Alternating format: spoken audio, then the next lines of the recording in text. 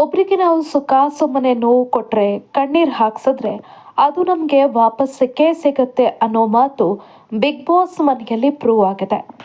Big boss ಮನೆಯಲ್ಲಿ ನಿರಂತರವಾಗಿ ರಕ್ಷಿತಾ ಶೆಟ್ಟಿ ಅವರನ್ನ ಟಾರ್ಗೆಟ್ ಮಾಡ್ತಾ ಬಂದವರು ಅಶ್ವಿನಿ ಗೌಡ, ಕಾಕ್ರೋಚ್ ಸುದ್ದಿ, ಹಾಗೆ ಇತ್ತೀಚಿನ ದಿನಗಳಲ್ಲಿ ಧ್ರುವಂತ್.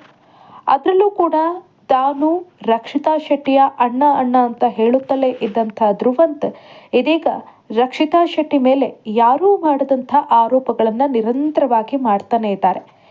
ರಕ್ಷಿತಾ ಶೆಟ್ಟಿ ಫೇಕ್, ಆಕೆಗೆ ಕನ್ನಡ ಬರುತ್ತೆ, ಶನಿವಾರ ಬಂದ್ರೆ ಮಾತ್ರ ಆಕೆ ಡ್ರಾಮಾ ಮಾಡ್ತಾಳೆ, ಅಡುಗೆ ಕೆಲಸವನ್ನ ತಾನೇ ಮಾಡಬೇಕು ಅನ್ನೋ ಕಾರಣಕ್ಕೆ ಒಂದಷ್ಟು ಬಿಲ್ಡಪ್ ಅನ್ನ ಕೊಡ್ತಾಳೆ, ಎಲ್ಲ ಕೆಲಸವನ್ನ ತಾನೇ ಮಾಡ್ತಾ ಇದ್ದೀನಿ ಅಂತ ತೋರಿಸಿಕೊಳ್ಳೋದಕ್ಕೆ ಏನೇನೋ ಕಸರತ್ತು ಮಾಡ್ತಾಳೆ, ಆಕೆ ಫೇಕ್.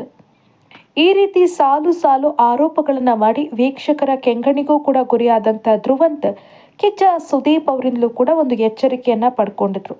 ಆದರೆ ಅದು ಕೂಡ ಡೋಂಟ್ ಕೇರ್ ಅನ್ನೋ ರೀತಿ ಇದ್ದಂಥ ಧ್ರುವಂತ್ ಅವರಿಗೆ ಕರ್ಮ ರಿಟರ್ನ್ಸ್ ಅನ್ನೋದು ಈಗ ಸೂಟ್ ಆಗತ್ತೆ.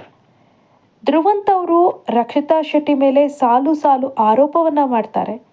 ಆರೋಪ ಮಾಡಿದ ಒಂದೇ ಒಂದು ದಿನದಲ್ಲಿ ಅದೇ ನೋವು ಧ್ರುವಂತ್ ಅವರಿಗೆ ಸಿಕ್ಕಿದೆ. ಯಾವ ರೀತಿ ಬೇರೆ ಬೇರೆ ಹೇಳಿಕೆಗಳನ್ನ ನೀಡಿ ರಕ್ಷಿತಾ ಶೆಟ್ಟಿಗೆ ಅವಮಾನ ಮಾಡಿದ್ರೋ, ನೋವು ಮಾಡಿದ್ರೋ, ಅದೇ ಸ್ಥಿತಿಯನ್ನ ಇದೀಗ ಧ್ರುವಂತ್ ತಲುಪಿದ್ದಾರೆ. ಬಿಗ್ ಬಾಸ್ ಮನೆಯಲ್ಲಿ ಒಂದಷ್ಟು ಗರ್ಲ್ಸ್ ಧ್ರುವಂತ್ ವಿರುದ್ಧ ತಿರುಗಿ ಬಿದ್ದಿದ್ದಾರೆ. ಧ್ರುವಂತ್ ಅವರು ರಾಶಿಕಾ ಅವರ ಬಗ್ಗೆ ಕೆಟ್ಟದಾಗಿ ಮಾತನಾಡಿದ್ದಾರೆ ಅಂತ ರಾಶಿಕಾ ಧ್ರುವಂತ್ ಅವರನ್ನ ಪ್ರಶ್ನೆ ಮಾಡಿದ್ದಾರೆ.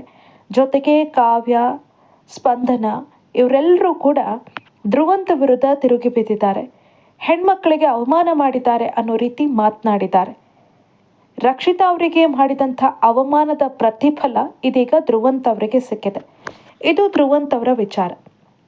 ಇನ್ನು ಅಶ್ವಿನಿ ಗೌಡ ಹಾಗೂ ಜಾಹ್ನವಿ ಸೇರ್ಕೊಂಡು ಗೆಜ್ಜೆ ವಿಚಾರದಲ್ಲಿ ಯಾವ ರೀತಿ ರಕ್ಷಿತಾ ಅವರಿಗೆ ಅವಮಾನ ಮಾಡಿದ್ರು, ಆಕೆಯನ್ನ ಏನೆಲ್ಲ ಅಶ್ವಿನಿ ಗೌಡ ನಿಂದಿಸಿದ್ರು ಅನ್ನೋದು ನಿಮ್ಗೆಲ್ಲ ಗೊತ್ತೇ ಇದೆ.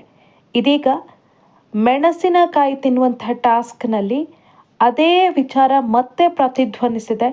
ಅಶ್ವಿನಿ ಅವರು ಯಾವ ರೀತಿ ರಕ್ಷಿತಾ ಅವರಿಗೆ ನೋವನ್ನ ಕೊಟ್ಟರು ಅದೇ ಮಾತುಗಳನ್ನ ಇದೀಗ ಅಶ್ವಿನಿ ಗೌಡ ಕೇಳಿಸ್ಕೊಳ್ಳುವಂತಾಗಿದೆ.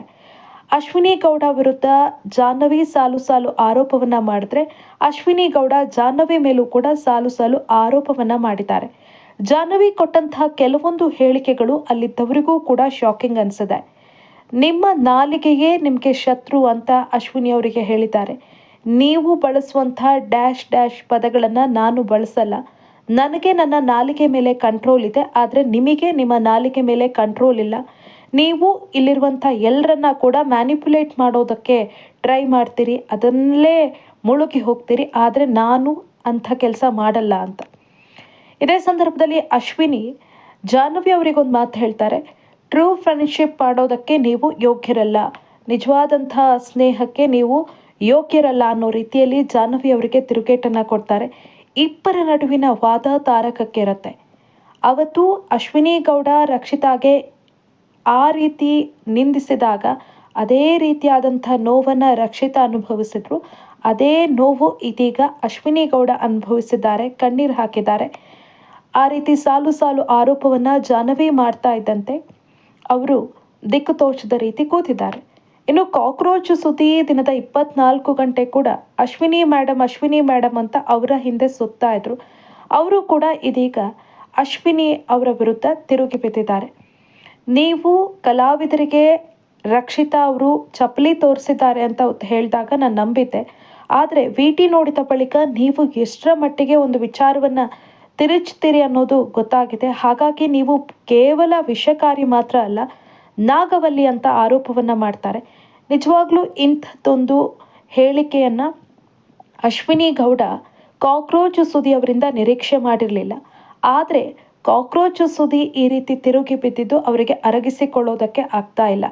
ಇದೆಲ್ಲವನ್ನ ನೋಡಿದಂಥ ವೀಕ್ಷಕರು ಒಂದು ವಿಚಾರವನ್ನ ಹೇಳ್ತಾರೆ. ಕರ್ಮ ರಿಟರ್ನ್ಸ್ ಅಂತ ಹೇಳೋದು ಇದಕ್ಕೆ. ಒಂದೆರಡು ದಿನಗಳಲ್ಲಿಯೇ ರಕ್ಷಿತಾಗೆ ನೋವು ಕೊಟ್ಟಂಥ ಒಂದಷ್ಟು ಜನ ಇದೀಗ ಅವರೇ ನೋವು ತಿನ್ನುವ ಹಾಗಾಗಿದೆ. ಇದೇ ಕಾರಣಕ್ಕೆ ಹೇಳೋದು, ನಾವು ಒಬ್ಬರಿಗೆ ನೋವು ಕೊಟ್ಟರೆ ನಮಗೂ ಕೂಡ ಅದೇ ರೀತಿಯಾದಂತಹ ಸ್ಥಿತಿ ಬರುತ್ತೆ. ಈ ರೀತಿ ಆಗಬೇಕು, ಇನ್ನಾದರೂ ಕೂಡ ಅವರು ಇದನ್ನು ತಿದ್ದಿಕೊಳ್ಳುವಂಥ ಕೆಲಸ ಆಗಬೇಕು ಅಂತ.